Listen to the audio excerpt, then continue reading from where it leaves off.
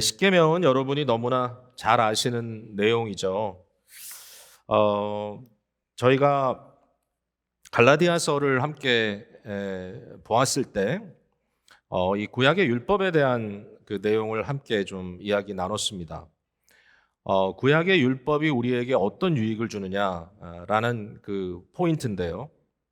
물론 예식법이라든지 뭐 음식법이라든지 또는 심지어는 이제 구약 이스라엘이 살고 있었던 역사적인 상황 속에서 그들이 필요했던 국가법이라든지 사회법이라고도 말하는 이제 그런 것들에 대해서는 우리가 좀 예수 그리스도 안에서 복음 안에 살고 있는 우리들에게 어떻게 그것이 성취되고 또는 재해석되어야 되는지 이제 여기에 대해서 또 말씀도 나눴지만 무엇보다도 이 도덕률이라고 하는 이 도덕법에 대해서는 어떻게 하는 것이 이것이 옳은가 뭐 이런 부분에 대해서 이제 많은 고민을 하는데 적어도 갈라디아서의 관점에서 두 가지의 율법의 유익함을 배웠습니다.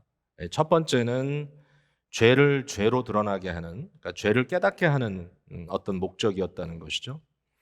뭐 제가 하나의 예를 들어서 말씀드렸습니다만은 뭐 건강을 위해서 우리가 어떤 기계를 통해서 우리 상태를 게이지한다면 그 게이지하는 자체가 우리에게 힐링을 주지는 않지만 그러나 우리 몸에 뭐가 문제인지 지금 문제의 심각성이 어느 정도인지는 보여주잖아요.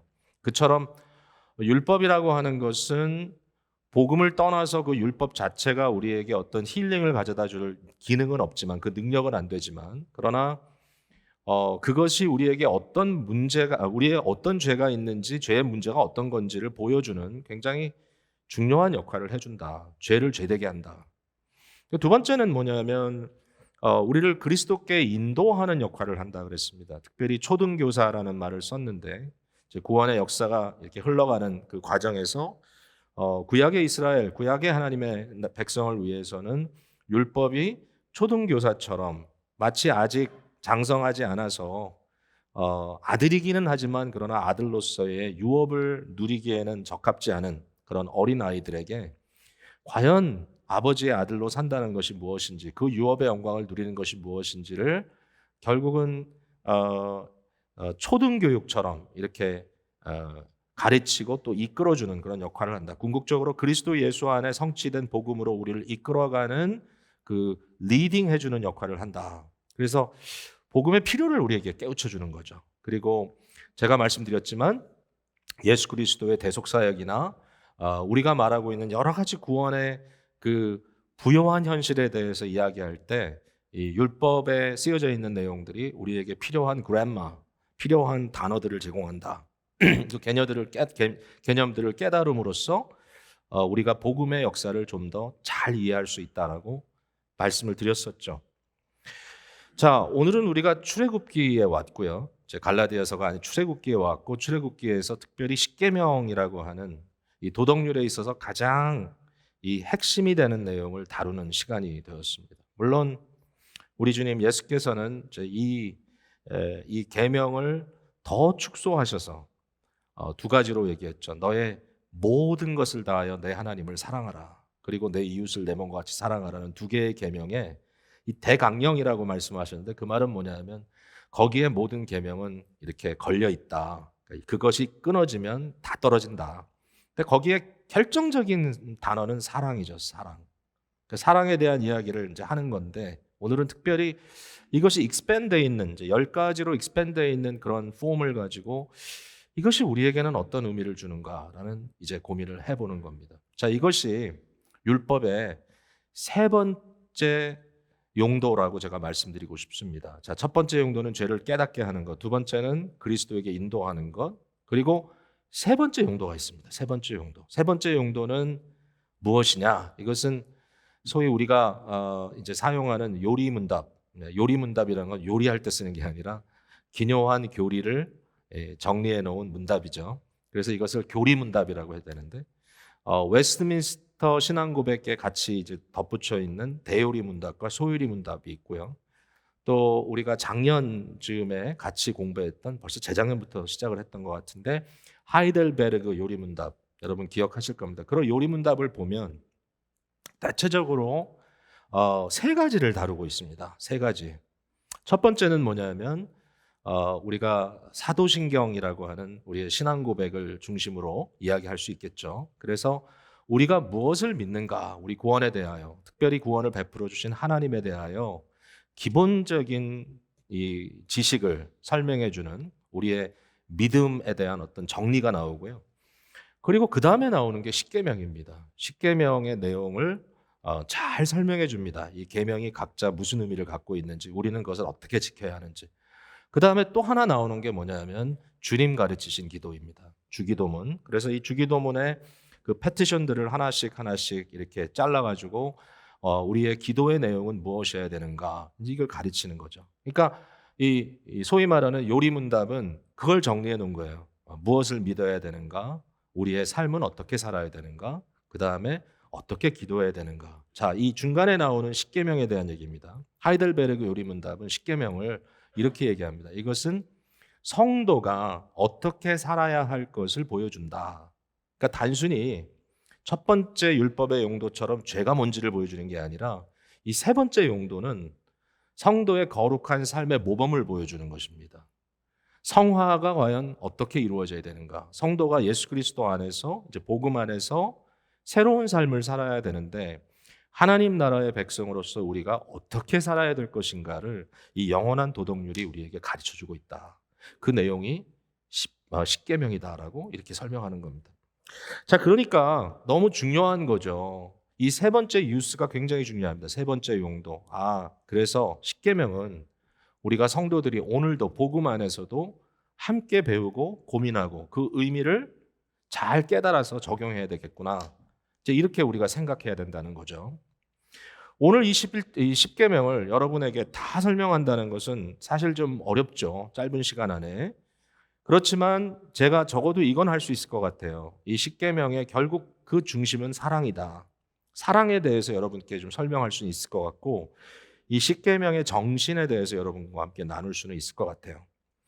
혹시라도 여러분들이 오늘 이 본문을 읽고 또 고민하면서 여기에 나오는 내용 중에 내가 좀 이건 이해가 전혀 안 된다. 근데 제가 오늘 다 다루지 못하니까 오늘 우리 목사가 설교를 했지만 그게 이거 안 풀어줬네. 마음에 좀 이렇게 풀리지 않는 점이 있거든. 여러분 개별적으로 저한테 연락하시면 또 제가 답을 최대한 드리도록 노력하겠고요. 그리고 또 이제 사랑방이라든지 여러 그룹을 통해서 말씀을 나눌 기회가 있다면 이야기하셔도 좋겠습니다. 예를 들면 하나님께서 나를 미워하는 자의 죄를 값되 아버지로부터 아들에게 3, 4대 이르게 하고 또 계명을 잘 지키는 자에게는 1000대까지 은혜를 베푼다. 도대체 이게 무슨 의미인가? 사실 좀 쉽진 않죠. 이게. 그래서 이런 이야기를 좀 여러분이 필요하면 그건 나중에 하도록 하고요. 일단은 좀 큰 그림을 그려보도록 하겠습니다. 제가 세 가지 포인트로 말씀을 드리려고 그래요. 다 사랑에 관한 건데 첫 번째는 하나님의 선택적 사랑에 대해서 얘기를 하려고 그러고요. 그러니까 이제 하나님이 백성들에 대해서 사랑했다라는 걸 일단 말씀을 드리고 싶고, 두 번째는 하나님께 드려야 하는 오직 하나님만 받으실 수 있는 사랑에 대해서 두 번째 이야기를 하려고 그러고, 세 번째는 결국 이웃에 대한 사랑인데 이 과연 십계명은 그 사랑을 어떻게 설명하고 있는가? 특별히 지켜줌의 사랑이다. 제가 이렇게 말하고 싶습니다. 지켜주는 사랑. 그래서 선택하신 하나님의 선택적 사랑, 그리고 오직 하나님만이 받으실 수 있는 독특한 사랑, 그리고 우리가 이웃에게 나눠야 하는 보호의 사랑. 이 세 가지의 사랑의 포인트를 가지고 오늘 십계명을 이야기할 수 있을 것 같아요. 첫 번째는 하나님의 선택적 사랑입니다. 이게 무슨 얘기인가 하면 이런 거예요. 십계명을 베푼 시기가 언젠가 하면요, 이스라엘 백성들이 출애굽한 지 30일이 지난, 한 달이 지난 시기입니다. 저들이 시내 광야까지 나왔습니다. 그리고 우뚝 솟은 시내산 앞에서 하나님의 임재를 두렵게 경험합니다. 하나님께서 저들과 언약을 맺으시려고 합니다. 나는 너의 하나님이 되고 너희는 나의 백성이 되리라. 이 언약이라고 하는 참 놀라운 이 광경인데요. 근데 이때 하나님께서 언약의 삶의 방편으로, 즉 언약 백성, 즉 하나님의 나라의 백성이 되면 너희가 어떻게 살아야 되는지 내가 가르쳐 주겠다. 그리고 이 십계명을 베푸시는 거예요. 근데 이 중요한 포인트는 뭐냐면은 이 십계명이라는 게 구원을 받는 조건으로 제시된 게 아니었어요. 다시 말해서 이집트에서 이스라엘 사람들을 이렇게 모아놓고 지금 종살이하는 사람들에게 자, 내가 이 10가지를 너희에게 요구한다. 이 10가지를 요구하는데 만약에 너희가 10가지를 다 지키겠다고 약속을 하면 내가 너희를 꺼내주겠다. 이렇게 얘기한 게 아니라는 거예요. 자, 20장 2절에 이게 서문인데요. 나는 너를 애굽 땅 종되었던 집에서 인도하여 낸 하나님 여호와니라. 이게 서문입니다. 그러니까 우선 하나님께서 십계명을 베풀기 전에 내가 너에게 구원을 베풀었다라고 하는 선언을 하시는 겁니다. 선택한 겁니다, 이 백성을. 신명기 7장에 보면 왜 이 백성을 선택했는지 거기 설명하고 있습니다. 왠지 아세요? 이유가 없습니다, 사실은. 너희가 다른 민족보다 훨씬 사이즈가 크고 너희가 하나님이 쓸만한 백성이기 때문에 너희를 구해낸 것이 아니고 그렇게 써 있어요. 이는 하나님께서 너희를 사랑하심으로. 거기에 물론 너희 조상들에게 아브라함에게 주셨던 약속을 언급하기도 하지만 그러니까 메인 포인트는 뭐냐면 너희가 대단한 자들이기 때문이 아니라 내가 너희를 선택적으로 사랑했기 때문에 너희는 나의 거룩한 선택된 백성이 되었다. 이렇게 얘기를 하시는 겁니다. 그렇게 해서 그들이 이미 구원을 받은 상태죠. 어떻게 보면 홍해를 건너고, 그러니까 이 구약에 나오는 출애굽 사건이 바울 사도 그렇게 했습니다만은 우리의 구원의 하나의 모형이 될 수 있다면 바울 사도는 여러분 고린도전서에 이렇게 얘기했죠. 홍해를 가른 사건은 우리의 세례 사건과 같다. 바로 이미 그들을 홍해를 가르고 이끌고 나와서 저들에게 하나님께서 내가 너희를 위해서 구원을 베풀었다고 그 자각을 저희들에게 주시는 그 순간에 하나님은 언약을 확인시키고 맺으시면서 십계명을 주셨다. 그러니까 이게 너무 중요한 거예요. 십계명을 주셨다. 이 선택적 사랑이었다라는 말에는 하나님의 주권적 은혜가 드러난다라는 것이죠. 마치 부모가 갓난아기를 입양하듯이 여기에 선택권이 아기에게 있지는 않죠. 갓난아기에게는 내가 가서 살 집을 선택할 여지가 없습니다. 어느 날 의식을 갖게 됐을 때 나는 내가 선택지 않았지만 어떤 상황에 의해서 누구의 선택에 의해서 내가 이 집의 딸로 아들로 자라고 있구나. 뭐 입양뿐입니까? 사실은 태어난다는 자체가 그렇지 않나요? 어느 누가 내가 원하는 집을 선택해가지고 난 저 집에서 날 거야. 난 저 집에서 날 거야. 아니잖아요. 그게 어떤 분들에게는 너무 감사한 일이기도 합니다. 나에게 나와 같은 이런 부모님들을 주셔서 너무 감사합니다. 어떤 분들에게는 좀 억울한 느낌이 들지도 모르겠습니다. 난 부모님들에서 좀 약간 마음에 좀 별로 좋지 않은 생각 갖고 있습니다. 그러나 그 모든 상황 속에 하나님의 은혜는 있다고 생각해요. 어쨌든 이 부모를 선택하는 건 자녀의 몫은 아니었죠. 그러나 우리는 태어나 있습니다. 언약가정에 태어난 자녀들은 참 복되다는 생각이 들어요. 예수님 잘 믿는 어머니, 예수님 잘 믿는 아버지, 그리고 회개할 줄 아는 가정. 어려운 문제가 있으면 하나님 앞에서 같이 기도하며 해결할 수 있는 그런 가정의 자녀들이 태어났다면 저들은 너무나 복된 자들입니다. 자기가 선택 안 했습니다. 그러나 언약의 가정의 자녀가 되었습니다. 여러분의 자녀들은 참 복된 자녀들입니다. 자, 하나님께서 우리에게 구원을 베푸시는 것도 마찬가지라는 거죠. 우리가 선택한 게 아니라 구원의 은혜가 먼저 있고 그리고 나서 언약적 삶에 대한 책임감을 우리에게 부여하신다는 얘기입니다. 내가 너희를 구원했다. 너는 내 아들이다. 잘 살기 때문에 선택을 받은 것이 아니라 선택을 받았기 때문에 잘 살아야 한다. 이렇게 말씀해 주시는 내용입니다. 저는 신앙의 출발점을 결정이라고 생각하는 것에는 모순이 있다고 생각합니다. 여러분이 신앙을 출발했을 때 결정으로 출발한 것은 아닙니다. 사실은 신앙을 시작할 때는 깨달음으로 시작합니다. 자각. 무슨 자각이죠? 하나님이 믿어진다는 자각입니다. 내 안에 믿음이라는 것이 생겼다는 자각입니다. 성령의 은혜로 내 안에 새로운 생명이 태동되었다는 자각이죠. 그 깨달음이 있고 나서 선택하는 겁니다. 믿음으로. 혹시라도 여러분 마음속에 내가 선택해서 믿었다라고 생각하시고 또는 그 선택을 아직 못했다라고 생각하신다면 저는 여러분께 이렇게 권면하고 싶습니다. 하나님께서 여러분에게 믿음 주심을 자각할 수 있는 역사가 일어나기를 바랍니다. 그리고 언젠가 그 자각 속에서 나도 몰랐는데 믿고 있구나. 하나님이 나를 구원하여 내시고 계시는구나. 또 구원하셨구나. 이렇게 깨달을 수 있는 여러분들이 되시기를 바라요. 그래서 이 십계명이라는 것은 그렇게 읽어야 합니다. 십계명은 구원의 조건이 아니라 구원받은 자들의 삶에 대한 가이드입니다. 자, 그다음에 두 번째. 하나님에 대한 하나님만 받으실 수 있는 독점적 사랑에 대해서 말씀을 드리려고 하는데요. 가장 특별한 분에게 가장 특별한 사랑을 드리는 것입니다. 유일한 분이시기 때문에 그분만이 받으실 수 있는 유일한 사랑을 드리는 건데요. 그 내용이 제일 먼저 나오죠. 3절에 너는 나 외에는 다른 신들을 내게 두지 말라. 여기 나 외에는 이라는 단어, 이 표현은 내 앞에서라는 말입니다. 내 앞에서. 이 내 앞에서라는 말은 어떤 의미를 갖고 있냐면은 이런 겁니다. 뉘앙스가 어떤 건가 하면은 자, 아내와 남편이 함께 살아갑니다. 여러분, 아내와 남편이 버젓이 서로 살아있으면 그 살아있는 동안 그 두 사람은 결혼한 사이고요. 그 결혼한 사이에서는 정말 거기에는 온전한 독점적인 사랑이 요구됩니다. exclusive love죠. 내가 나의 아내를 사랑하는 것처럼 다른 여인을 사랑한다면 그것은 잘못된 것이죠.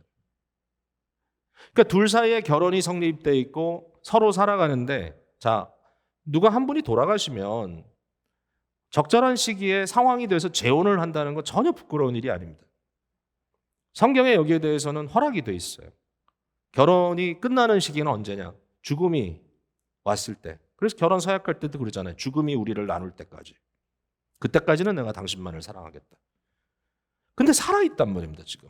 아내가 살아있어요. 근데 아내가 살아있어서 눈을 부릅뜨고 쳐다보고 있는데 남편이 부릅뜨고 남편이 다른 여자의 손을 잡고 끌고 집 안으로 들어옵니다. 여러분 그 감정을 한번 생각해 보세요. 그때 분노를. 응? 내가 지금 버젓이 살아서 눈을 뜨고 있는데 내가 살아있는데 내 면전 앞에서 다른 여자의 손을 잡고 남편이 끌고 집 안으로 들어오고 있다. 그러면 뒤집어지는 거죠. 그 똑같은 표현입니다. 이게. 그러니까 이 히브리어의 그 뉘앙스가 바로 그거예요. 모든 주석가들이 그렇게 얘기할 겁니다. 아마. 이것은 하나님께서 이렇게 얘기하는 것이다. 내가 죽지 않았다. I'm not dead.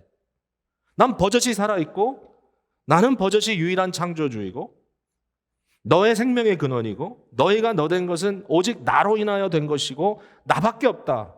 I'm the only one. 그리고 언약이라고 하는 이 약속의 관계 속에서 나는 너의 하나님이 되고 너는 나의 백성이 되는데 버젓이 하나님이 눈을 뜨고 보시고 계신데 그 앞에서 다른 신을 끌고 들어오지 마라.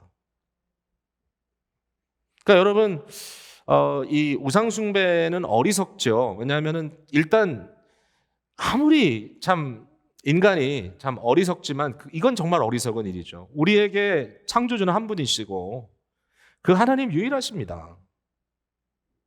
네? 그 어떤 것도 그 하나님에 대한 독점적인 그러한 의미, 관계를 리플레이스 할 수가 없잖아요. 그런데 모르고 말이죠. 어떨 때는 우리가 좀 무지해가지고 자꾸 다른 것을 절대적으로 신뢰하는 그런 상황에 간다면 하나님 무척 마음 아파하실 거예요. 내가 버젓이 살아있는데 왜 나한테 오지 않고 자꾸 딴 데 가느냐 이렇게 얘기하실 거예요.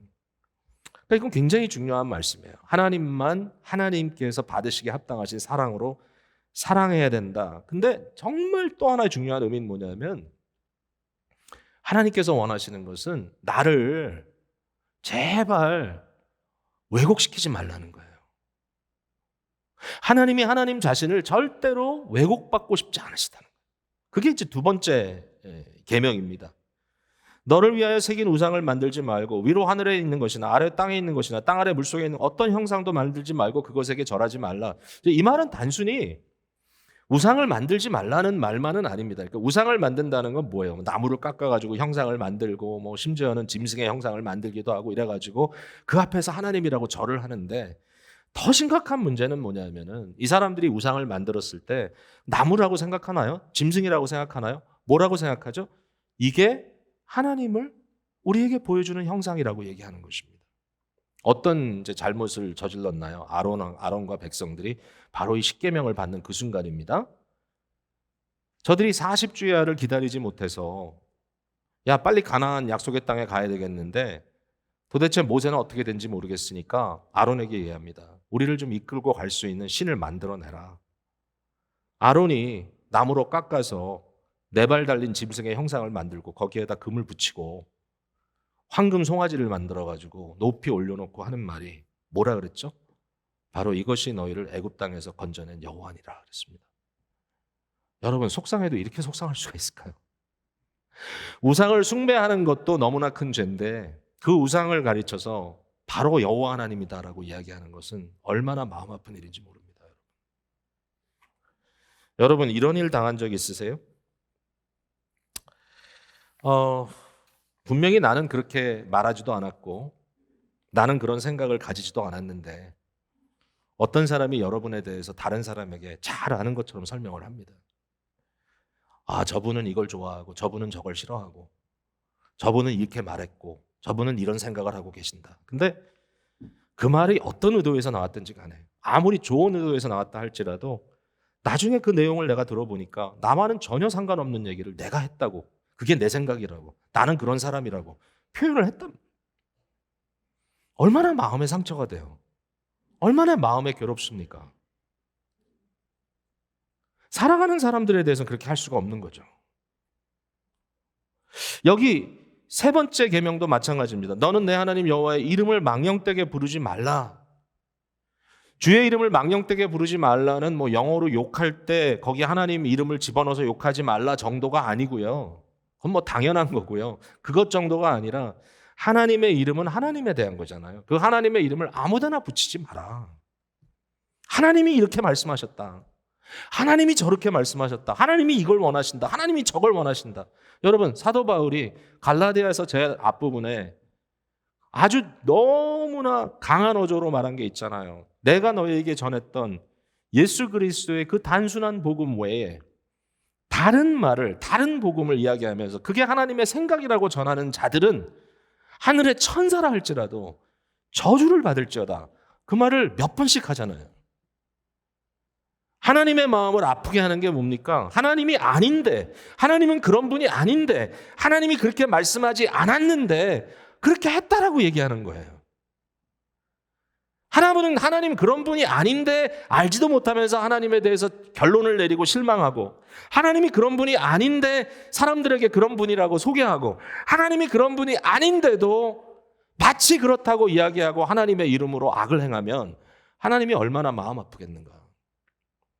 제가 이 부분에서 여러분께 권면하고 싶은 건 이겁니다. 여러분, 하나님을 어떻게 사랑할 수 있습니까?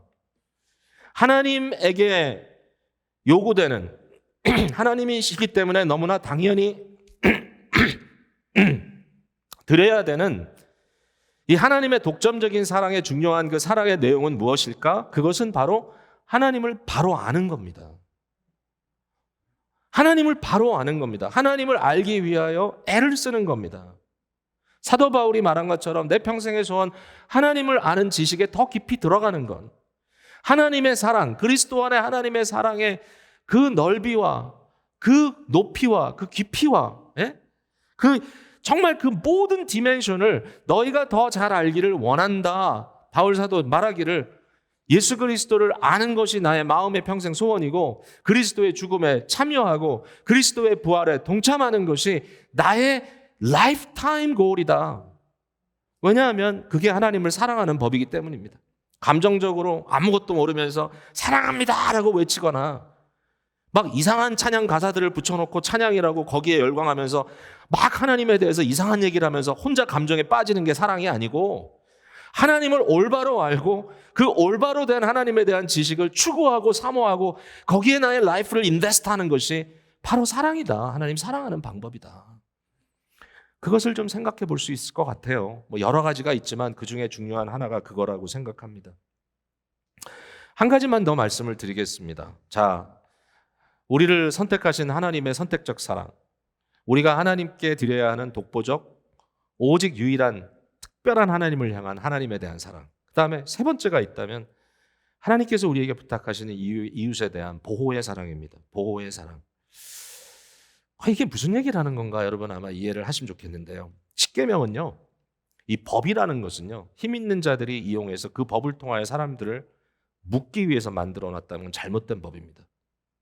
힘 있는 자들을 보호하기 위한 법이라는 것은 사실 큰 의미가 없습니다. 여러분, 십계명이 주어지던 시대는 어떤 시대냐면요, 힘 있는 사람이 마음대로 하는 시대입니다.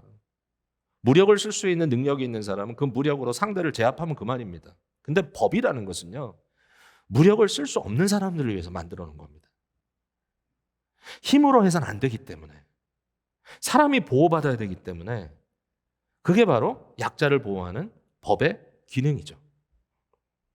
이게 십계명 안에 담겨져 있다는 거예요. 여러분, 그렇게 생각해 보십니까?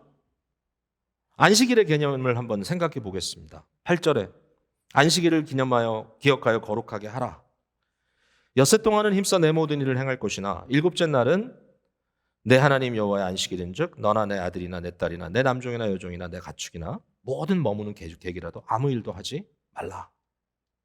여러분, 안식일의 개념 속에는 일단은 엿새 동안 힘써 일하라는 말씀이 담겨져 있습니다. 이것도 굉장히 중요합니다. 왜냐하면 노동의 신성을 얘기합니다. 일곱째 날에 안식이 거룩하려면 6일의 노동도 거룩해야 됩니다. 그래서 노동의 신성을 이야기할 때 이 구절을 얘기합니다. 엿새 동안은 힘써 일해야 된다. 매일 놀면서 일곱째 날 또 논다 그러면 의미가 없습니다. 여러분이 6일 동안 땀에 땀을 흘리며 정말 이마에 땀이 맺히도록 애쓰고 수고하는 그 모습, 그 어떤 노동을 하든지 정신 노동을 하든지 감정 노동을 하든지 아니면은 여러분 열심히 공부를 하든지 무엇을 하든지, 크리스찬들은요, 아무리 우리가 할 게 없다 그래도 6일 동안 열심히 해야 합니다. 노동은 신성합니다. 그 뭐든지 간에. 그리고 그것을 통해서 어떤 결과를 만들어냈기 때문에만이 아니라 그 일 자체를 여러분은 하나님께 삶의 열매로 드리는 겁니다. 노동은 신성하니까요. 근데 일곱째 날의 안식은 너무 중요합니다. 근데 이 안식이 단순히 너나 나에게만 적용되는 게 아니고요, 내 아들이나 내 딸이나 내 남종이나 내 여종이나, 여러분, 예전에는요, 옛날 농경시대에는 자식들을 많이 낳습니다. 할 줄 몰라서 많이 낳았을 수도 있겠습니다만은 자식을 많이 낳으면 좋은 게 뭐냐면 노동력이 그만큼 늘어납니다. 그래서 아이들이 많으면 그걸 통해서 농사를 잘 지을 수 있었어요. 뿐만 아니라 종을 부리던 시대이죠. 이 역사적 상황에 대해서는 그것이 옳으냐 그르냐에 대해서는 당연히 또 거기에 대한 답이 있을 테니까 그건 오늘 얘기하지 않겠습니다. 그러나 종이라고 하는 존재는 노동을 위해서 존재합니다.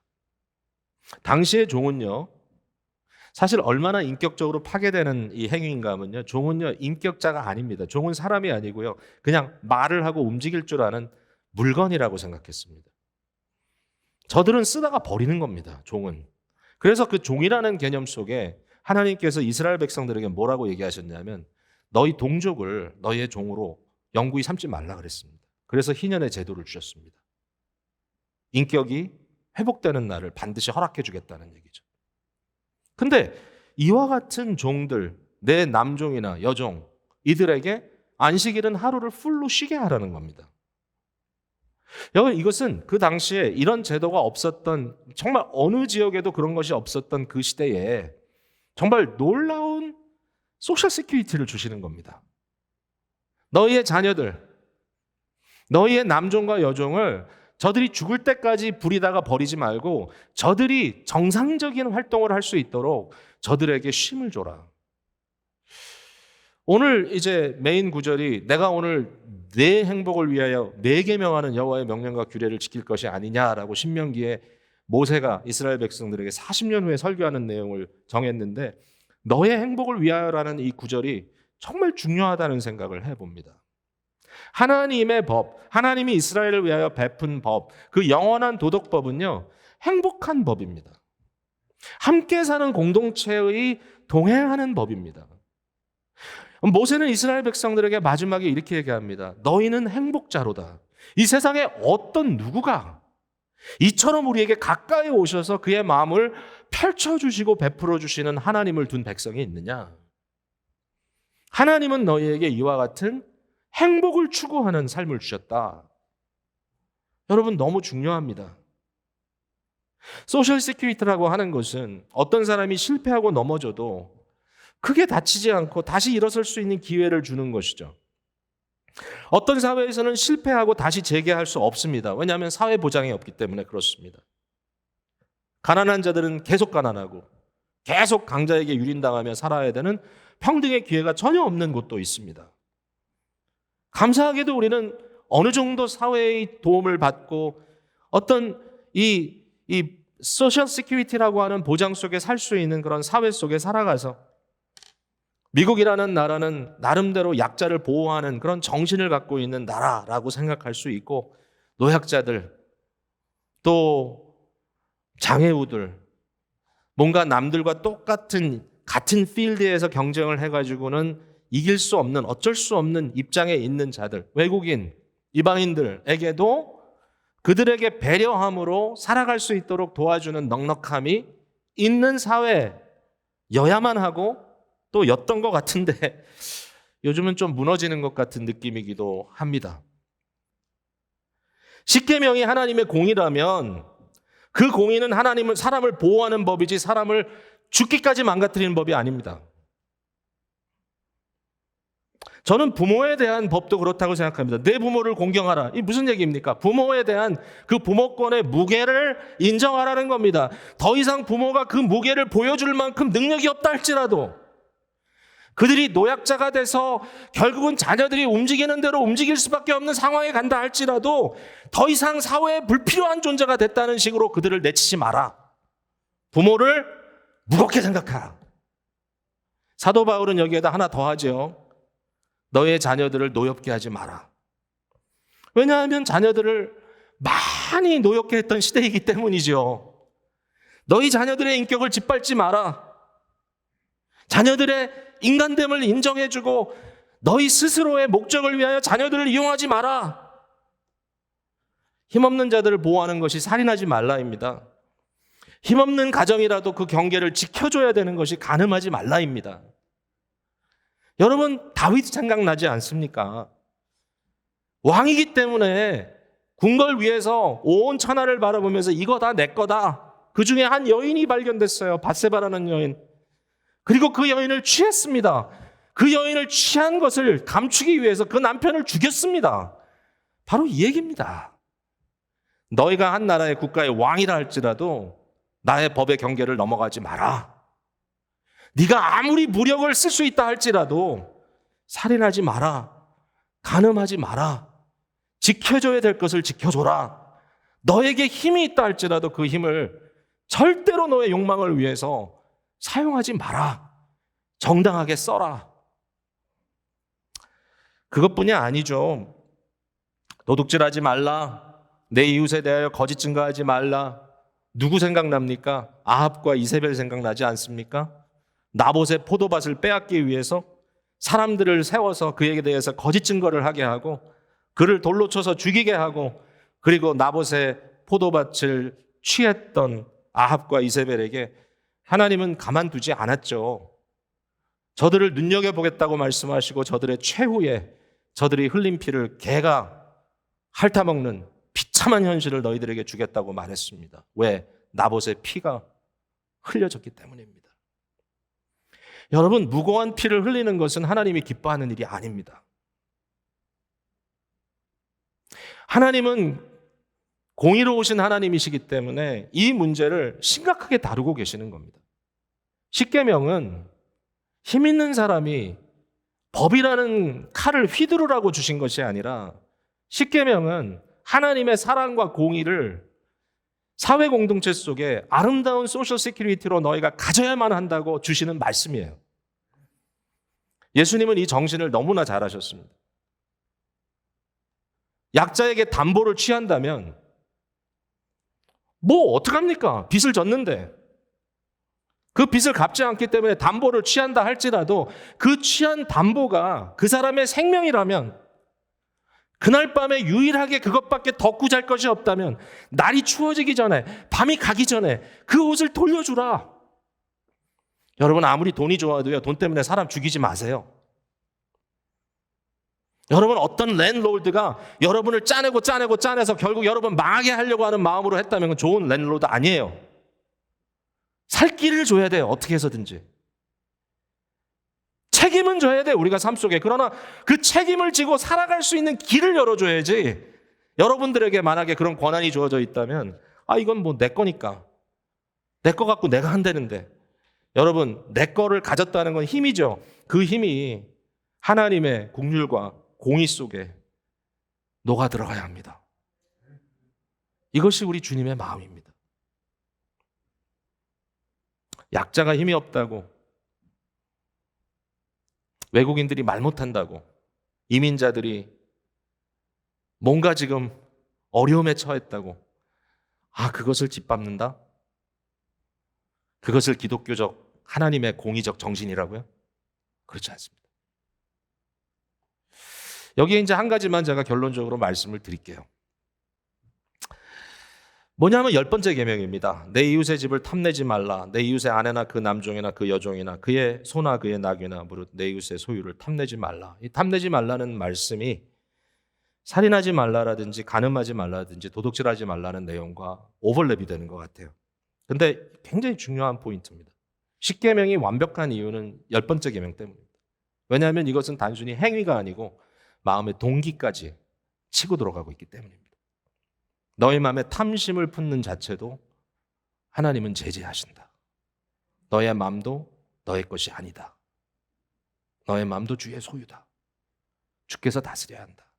예수님께서 이 계명을 펼쳐나가시면서 이렇게 말씀하셨죠. 너희가 계명을 들었다. 살인하지 말라 하였지만 형제를 보고 나가라. 이 한심한 놈아. 인격을 짓밟는 그 행위는 살인이다. 다른 사람의 아내를 마음에 품고 음욕을 품는 것은 이미 간음이다. 탐심은 10계명의 하나입니다. 예수님께서 그 말씀을 아름답게 풀어주신 내용입니다. 오늘날 저희들이 이 말씀을 들었을 때 어떤 경우는 내가 이걸 어떻게 다 지키지라고 고민할지 모르는데요. 저는 보면 볼수록 그렇게 느껴지지는 않네요. 어떻게 다 지키지가 아니라 이러한 정당하고 온전한 말씀 속에 우리를 그 목적으로 구원하시고 우리의 심령을 새롭게 하시고 우리의 마음속에 성령의 동기를 주시고 사랑하는 마음을 주시고 이 율법을 밖에 두시는 것이 아니라 우리 마음밭에 새겨서 마음비에 새겨서 이것이 인터널라이즈 되고 심지어는 우리의 동기와 감정과 우리의 의식까지도 하나님의 말씀에 녹아 들어가도록 만들어 주시는 하나님의 이 지속적인 역사 속에 우리가 있다는 게 얼마나 감사한 일인지. 예수 그리스도가 이 일을 하러 오셨고요. 범죄함으로 죽음에 처하는 것이 아니라 우리의 죄를 끊임없이 주 앞에 회개하고 십자가의 은혜로 말미암아 우리의 옛 생각, 옛 사람의 죄악된 소욕을 못 받고 성령의 소욕을 따라 살아가는 자들로 만들어 주신 것, 이게 구원의 은혜입니다. 오늘도 우리가 함께 주 앞에 머리 숙여 기도할 때 우리의 마음에 조금이라도 가책이 되는 거 있으면 다 얘기하세요. 시내산 앞에 두렵고 떨리는 모습으로 주 앞에 나가는 것이 아니라 은혜의 보좌 앞으로 담대히 나갈지어다. 우리에게는 우리의 참 제사장 되시는 예수 그리스도가 계시기 때문에 그의 피에 의지하여 주님 이거 잘못했습니다. 용서해 주세요. 앞으로는 이렇게 안 할게요. 나의 연약함을 주님 긍휼히 여기시고 나에게 새 힘 주십시오라고 기도하며 나아가시는 여러분들 되시기 바랍니다.